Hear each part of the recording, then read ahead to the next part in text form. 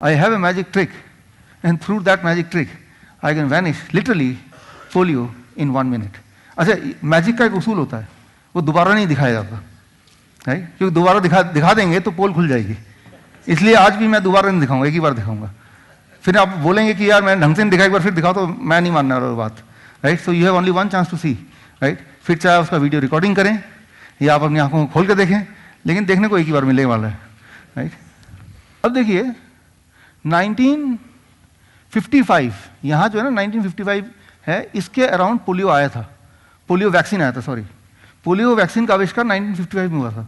और उसके बाद जैसे जैसे वो वैक्सीन डिस्ट्रीब्यूट होता गया, वैसे वैसे पोलियो का जो ग्राफ है वो एकदम चला गया और फिर धीरे धीरे वो जीरो हो गया, यानी कि दुनिया में अब पोलियो ना के बराबर है, राइट? ये देखिए यहाँ पे ये है बिफोर वैक्सीनेशन टाइम एंड ये है आफ्टर वैक्सीनेशन टाइम।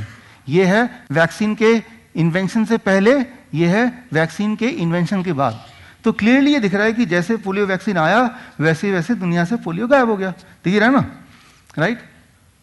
लेकिन ये दिख रहा है, और ये जो टाइम है यहाँ पीक पे जब पोलियो था तो कितना था, हर 1 लाख लोगों में हर साल 20 नए पोलियो पेशेंट का जुड़ना, हर 1 लाख में 20 नए, ठीक है ना? इस बार 1 लाख में 20 नए, अगली बार फिर 20 नए, इस तरह say that was the rate. अब ये मेरे पास जो आलू देख रहे हैं आप, ये है आलू प्याज मेथड टू वैनिश पोलियो। ये जो आलू है ये है हमारी जनसंख्या, और उसमें जो प्याज है थोड़े बहुत, ये हैं पोलियोग्रस्त लोग। कितने? 1 लाख में 20। ये 1 लाख में 20 है, तो 20 से मुझे कम करना है, पोलियो को 0 पे लाना है। 20 है, ठीक है ना? हर 1 लाख में 20 है, इसको कम करते I have to bring it down to 0, right? तभी 0 होगा। 0 कैसे होगा? अब क्या किया इन्होंने कि जब पोलियो वैक्सीन आया तब एक चीज और आई, डायग्नोसिस ऑफ पोलियो। 1955 से पहले पोलियो का मतलब था कोई भी इंसान जो पैरालिसिस हो गया जिसको, दैट इज कॉल्ड पोलियो। एक ही डेफिनेशन थी, किसी भी इंसान का पैर में पैरालिसिस हो गया, लिम्ब पैरालिसिस हो गया, तो उसको पोलियो कैटेगराइज कर दिया। लेकिन जब वैक्सीन आया तो ये भी आया कि वे डायग्नोस तो करें कि ये जो पैरालिसिस है ये पोलियो वायरस की वजह से है या किसी और चीज की वजह से है।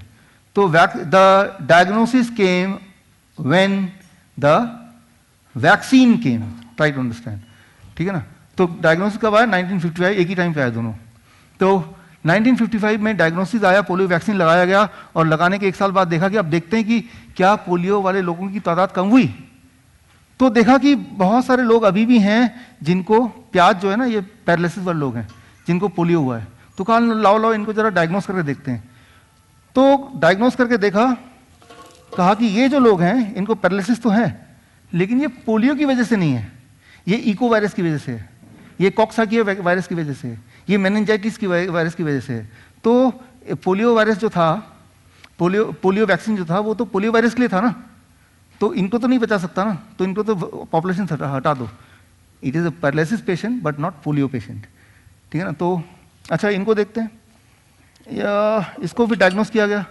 तो डायग्नोस करके देखा गया ये जो है ये पैरालिसिस तो है, लेकिन this paralysis is because of auto immune disease, ठीक है ना? तो ये भी पोलियो की वजह से नहीं है, तो पोलियो वैक्सीन का कोई रोल नहीं है इसमें भी, ठीक है ना? तो अब थोड़े बहुत और बच गए, ये खूब सारे बच गए, और ये भी पैरालिसिस के लोग हैं, इनको डायग्नोस करते हैं।